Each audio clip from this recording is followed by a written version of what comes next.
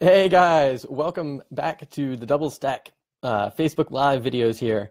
So today I wanted to talk to you about a client that I ended up firing, and that's never any fun for anybody.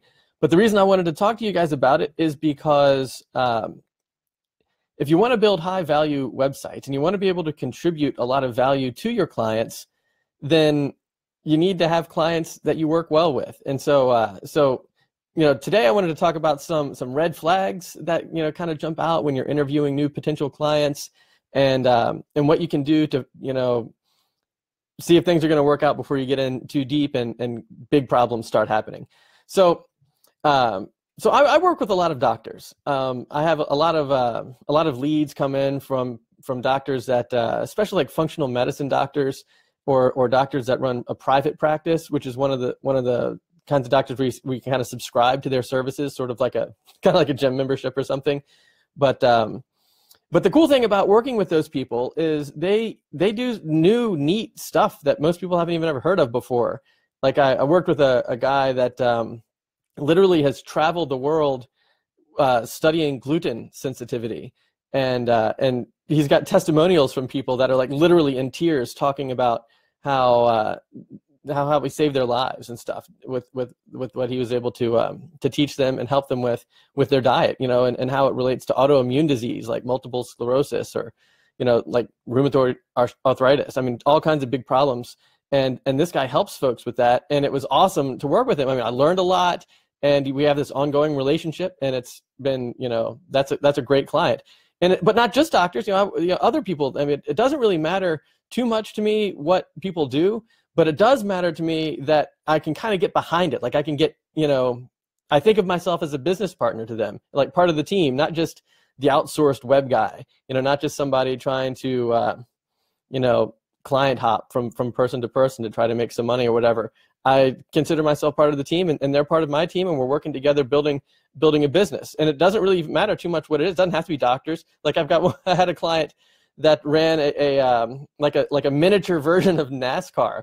It was like the cars looked exactly like NASCAR cars, but they were like half the size. And you get in from the top because the cars are so small, and you're kind of like lying down almost on your back. And they, and he does that stuff, and he was trying to, build that business, and it was really cool. So, it's not so much that people have to do stuff that I like or stuff that I've heard of before. I'm not a NASCAR fan, but what he was doing was really cool, and I really thought of myself as part of the team. And that was pretty slick, and that worked out great for a lot of years, in fact.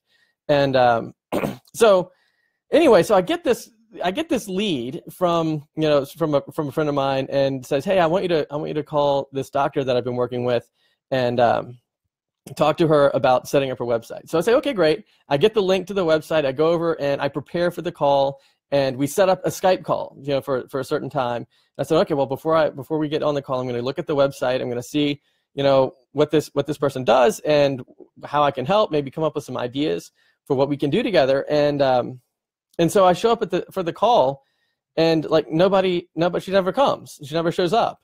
And I'm like, maybe there was a misunderstanding. It's not the first time I've ever tried to establish a meeting where people didn't show up, but it certainly was frustrating, because not only had I done work to prepare for the call, but I was excited. I wanted to talk to her and see what she was doing, and talk to her about building her business with some cool ideas.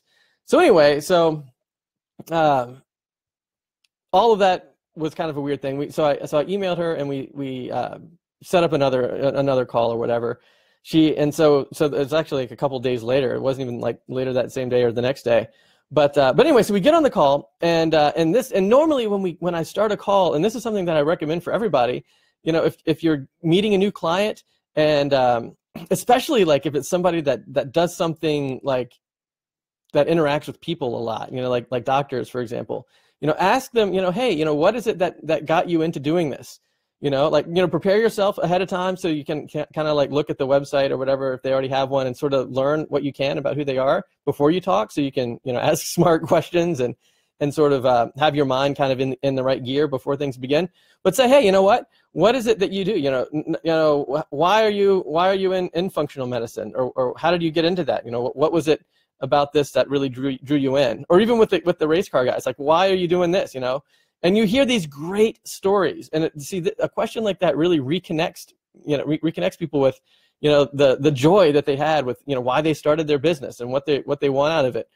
And as you're getting exposed to this, it's fantastic, because if you're going to be helping them write any kind of messaging or any kind of content for their site, knowing what it is that they like about what they do is huge. And because whatever it is that drew them into doing what they do can also draw their customers into working with them. So you know, especially if it's like with this medical stuff where you know, people are like, you know, suffering severely with all kinds of digestive issues, and I don't know if you guys know anything about how gluten, you know, messes you up, but there's a lot of people out there that have all kinds of symptoms that don't even relate to digestion, and it's because of gluten. And so anyway, people are talking to me about this stuff, and you'll hear these stories about, you know, how, you know, their mom was really sick or something like that, or they struggled as a child with all kinds of problems, and they were able to overcome those problems with whatever it is that they do now. And so you're getting, you know, you're kind of getting drawn in. So it's a great idea to just say, hey, why did you start doing what you're doing? And then let them draw you into their business so that you can become, you know, emotionally involved. You know, empathy is a huge thing. You know, got to be able to understand where people are coming from so that you can help. Because it's not just about client hopping. It's not just about cranking out web pages. It's not just doing what you're told. You know, if you want to build value, if you want to build high value WordPress sites or develop a lot of value with your clients, you know, it needs to be a working together kind of relationship where, you know, you bring your expertise for what you can do online, and you connect that with their expertise for what they can do offline, and to help people. And then that's, you know, that synergy is where the value comes from. So I asked this lady, I say, okay, so tell me how you got into your practice. Why did you start your practice? And, you know, instead of saying her story, you know, it's really, she says, basically, like, you know, she likes to run. And I was like, okay, you know, I like running. But she didn't talk to me at all about, like, why she liked her practice, why she likes medicine at all, or you know, nothing about those things. She just said, you know, I kind of like running. She talked about for 15 seconds or whatever. And then she's like, so how much is this going to cost? And I'm like, well, I don't know. I don't know what it's going to cost. We haven't even talked. I don't know anything about what you want, you know? So I'm kind of shocked by all of this, because I'm like, you know, I was excited. I had concepts that, like, maybe, for example, like when I was looking at her website, I saw that she had a page on essential oils. And, you know, I don't know a whole lot about essential oils, but I know that there's people out there that think that they're really great for, you know, helping you have natural remedies for things that you otherwise might have to take, you know, medicine for or something like that. And it can help people. So I'm thinking, hey, you know what? Maybe it'd be cool if she had this online course where she taught people about how to use essential oils, you know, but we haven't had a chance to talk about that, because she just jumped straight into saying, well, how much is this going to cost? And I said, I don't know what it's going to cost. I don't know what you want. And so I said, well, why don't you tell me, you know, what are you looking for? Do you have like a budget in mind? And so I figured, like, if she could tell me, you know, what budget she had in mind, then, you know, maybe I could sort of gear my thinking along the lines of, well, if she has a relatively low budget, then, you know, that's probably not going to be enough to set up an online training, you know, members area with course content and things like that, because, you know, that takes a lot of work to create that content. And so, but on the other hand, if she's like, you know, if she had like a large budget or whatever, then, you know, that kind of thing, you know, is on the table now. So I asked her that to try to, you know, get my head around what she was looking for. And so I said, so what kind of budget do you have in mind? You know, what are you looking for? And then it went silent. You know, she didn't say anything. And I was like, did I offend her somehow? And so then she says, you know, I don't really feel comfortable talking about that. And so I'm like, well, what are we doing? I thought the whole point of the call was to, you know, figure out what to do. And so so then she starts asking me these other, like, kind of weird questions about, you know, like, what WordPress themes do I like? And, you know, what plugins do I like? And where do I host websites? And, you know, strange questions for this time in the relationship, and this time in the conversation. It's like our first or second call when we had all of this happen. And so I'm happy to, I love to talk about WordPress themes and plugins and hosting and all that. I totally dig that. That's what we're talking about right now in this group.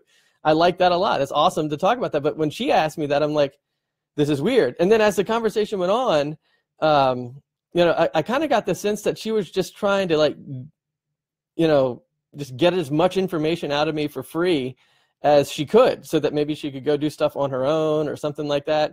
And that's totally cool. If you want to call me and talk about that kind of stuff, I am more than happy to tell you what themes I like, what plugins I like, how to do stuff. The whole reason we started the Double Stack program is to teach people how to do the stuff that works, right? How to not be lost in the sea of plugins and themes and hosting and security, and how do you do payment stuff? Like, how do you do credit cards? How do you do memberships? There's a ton of questions that surround, building WordPress sites and e-commerce and email marketing and all that stuff.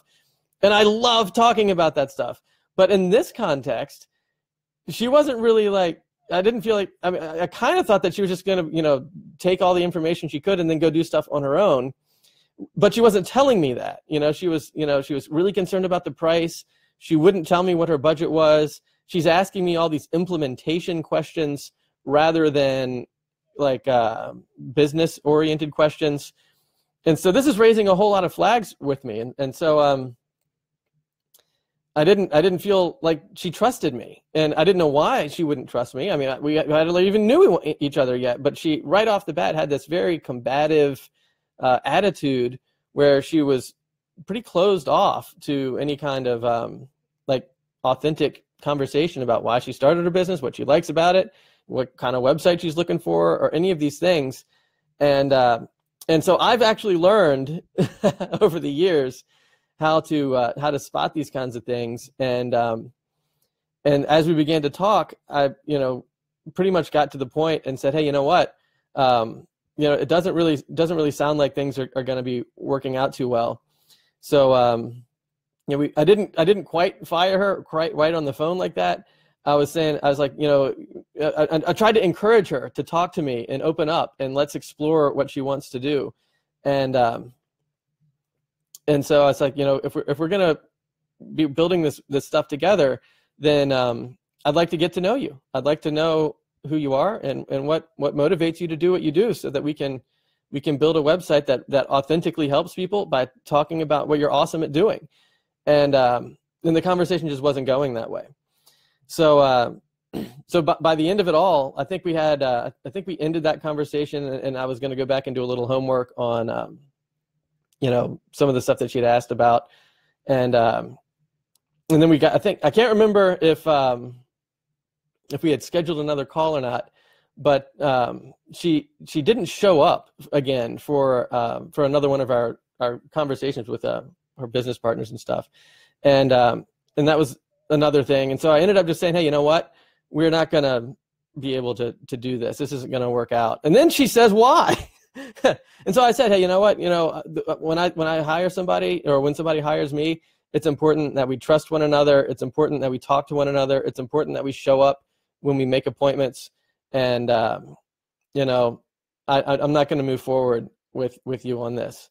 And that was it. And it was hard to do that. I don't like to do that. It stinks to do that, because I probably spent a couple hours researching her site, talking to her on the phone a couple of times, talking to her business partners, and I don't ever like to do that. It's not good.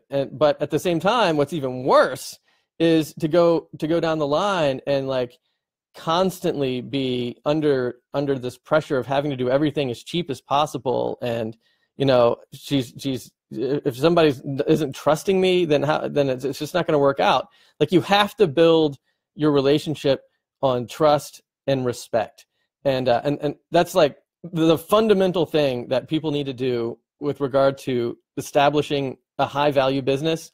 Is the relationships that you establish, they have to be built fundamentally and foremost on respect and trust. Because if we don't respect each other and we don't trust each other, there's no way that we're going to be able to build anything that's going to grow your business. Now, on the other hand, if all you care about is cranking out some web pages, and somebody says, hey, take this Word document and put it in a WordPress site, trust and respect doesn't really matter, because you just do what they say, you give them what they want, and then you get your $50 or whatever for doing it. But that's not how I work, and I don't recommend that anybody that's interested in building like a high value business works like that, because, you know, kind of like we talked about before with those free website builders. I mean, if that's what somebody wants, why don't you just say, hey, you know what? Go over to Wix and, you know, spin up a free website and copy and paste your Word document over there. And but if you want to talk about what ways that you can grow your business, that's what we talk about over here. You know, that's the point of the relationship.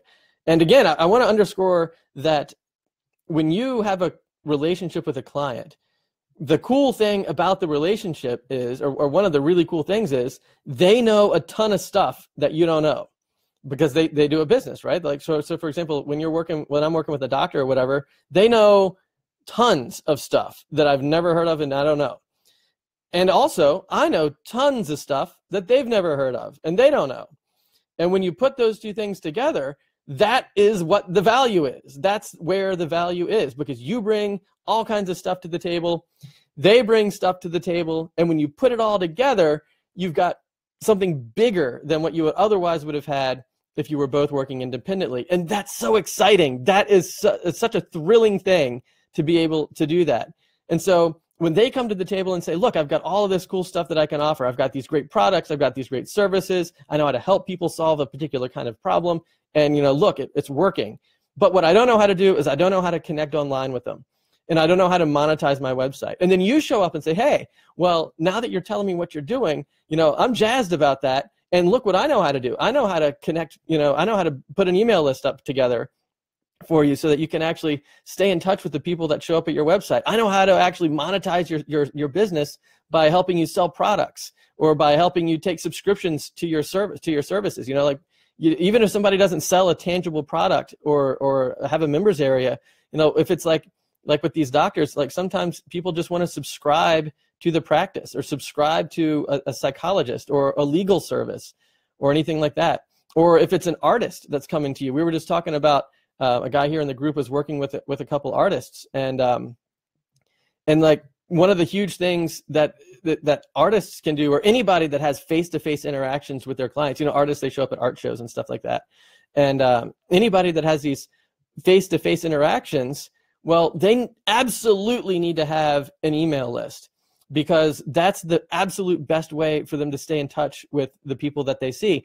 And, you know, don't even worry too much about growing the email list on the internet. You know, you don't, I mean, of course, obviously drive traffic to the website and so forth, but when you show up at some sort of an event, like a business networking event or an art show, or wherever it is that you might be having a face-to-face interaction, go ahead and say, hey, you know, can I get your email address? I've got I want to add you to my email list so that when I show up at another show, you know where I'm going to be. Or if you're working with authors or writers and they're going to do a book signing or something like that, when they go to the book signing, you know, have a list like where people can just write their email address on a piece of paper if you can, you know, or if you've got like an iPad or something where people can, you know, do it digitally, even better.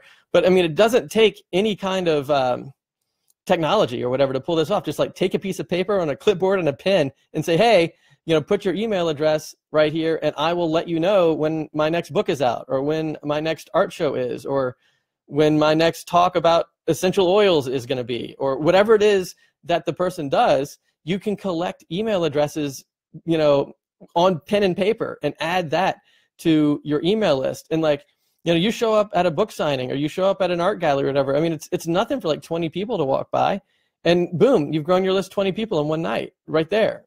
And then of course, on top of that, you're, you know, with email, you're able to stay in touch with people regardless of Facebook's algorithms, right? Or regardless of how Twitter works or anything like that. You send out an email and there it is right in the inbox. It's huge. And you own the list, which is another really big deal, because you know, everybody has already talked. You know, I don't need to tell you that when all of these social media platforms shift their stuff around or whatever, you get problems reaching the folks that are following you. But with an email list, you don't have that problem. And so many people overlook the fact that you can grow an email list in other ways other than driving people to your website. So of course, drive people to the site, like we already said, no question about that. But don't overlook the fact that that you can ask people for their email address just when you're standing face to face with them. And it's better than handing them your business card, because if you hand them a business card, then it's up to them to go back to their computer or whatever and somehow remember to sign up for your email list. Whereas if you say, hey, tell me your email address, or text it to me. That's another thing. While you're sitting right there, if you guys both have your phones or whatever, say, hey, text me your email address. I'll add you to this list. And you're not spamming folks, right? You're not just putting people on a list that they don't want. And you always have the opportunity to unsubscribe, right? Just from a click. So it's, I'm not at all talking or encouraging growing your list unethically or spamming anybody like that. But if you've got a certain product, I'm kind of getting off the course of finding good clients and into another talk that I wanted to give to you before, but I'll leave you with this. If you've got a product that requires a little bit of education in order to be able to use it. So for example, like the essential oils thing, like maybe you don't know what essential oils are, or you don't feel comfortable enough with how they work to use them. Now, I'm just pulling stuff out of the air. I don't know anything about essential oils, but something like that you need to know a little bit about which oil to use and why to use it or whatever. Or if it's something other than that, like something about a gluten sensitivity package or something like that, or even it's a watch or a air filter for your air conditioner system or something. If if it requires a little bit of information as to what it is before somebody buys into it, or you could even be talking about like lawn care service or legal services or psychology or family help or whatever, whatever it is that you do or whatever it is that your client does, there's this concept that I always call it the better than business cards concept, which is you say, hey, give me your email address. Let me send you an email about whatever this product is, whatever it is that I do. And then what you do is you set up this thing called a sales funnel. And the sales funnel allows you to send out an automated sequence of emails. It's like a drip campaign, like as opposed to an email blast where everybody gets everything all at once. These drip campaigns go out to people on an individualized basis. But the general idea is really simple. Ask somebody for their email address and put it into your email system. And then a series of automated emails goes out to educate them on the thing that it is that you do. And then, and I'm not talking about a huge sequence here. It's like, it could be like 2 or 3 emails. It would be plenty. But the idea is, a lot of times when you're having a face-to-face meeting with somebody, you don't have the opportunity. I mean, it's just impossible to get into any detail about what it is that you do, like anything meaningful, because people are walking around, there's noise, there's stuff going on, other people are getting involved in the conversation. The time that you have to interact with people is really small, and you don't even have all their attention because other things are going on. And so if you can just say, hey, you know what, give me your email address, I'll just send you an email about this so that you know so you can get the information about what we do. And then they say, okay, you get the email address, either they write it down, they hand you their business card, they text it to you, whatever, and you already have their verbal permission that it's okay to send them an email. And then you put them in this thing, and then what you can do is, you can actually get really fancy with it, depending on how they interact with the email. You do different things. But the general flow is, you hand somebody your business card, and almost always they're going to lose it, forget it, throw it away, not do anything. I mean, how many times have you handed out a business card versus how many times people called you from the business card? Right? So, it's not a complete waste. It's great to have a business card, but if that's all you've got, then, the conversion between handing out the cards and getting the calls is pretty low. So, but if you can say, let me send you an email, that changes everything, because now they've got an email from you with the time to actually read what you send, and then you can actually be smart about the way that you learn you learn from people as they interact with your emails and stuff to send out more appropriate information. It's list segmentation. I talked about it, I think, once before in one of these talks, but that's the gist. And what that means is the more you learn about a person, the better you're going to be at helping them solve the problem, because you know what they want, what their issues are, and you can, whatever aspect of your business that they're the most interested in, you can send them just that information. And that's so much better than hoping somebody calls you after handing them a business card. So anyway, that's pretty much all I wanted to say. I know that we went over a lot of stuff, but the general gist of it is that, high value, work involves high value clients. And I'm not talking about money. I'm talking about the value of the relationship. And you know, if you can respect and trust the people that you're working with, and have that be reciprocated towards you, you got to start there if you want to build something of value. And then on top of that, you know, we talked a little bit about this email stuff, which is pretty cool. So if anyway, if you have any questions, put that in you know, in a comment below. Let's keep this conversation going. Talk more about that. And if you want to make sure that you get these notifications, make sure you turn the notifications on this Facebook group. And if you want to get email notifications about these types of events here that we have, these Facebook Live videos or the video replays, head on over to doublestack.net, and you can sign up for the email list over there.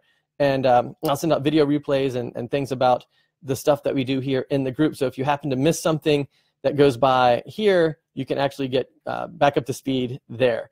So awesome chatting with you guys. And again, leave a comment down here below if you have something to say. And it was awesome talking to you guys. And I look forward to seeing you again next Tuesday. We're going to try to do these talks on Tuesday and Thursday at 2 o'clock. And got lots of cool stuff to say, and really looking forward to seeing you guys next time. So awesome, guys. Have a great weekend. See you soon.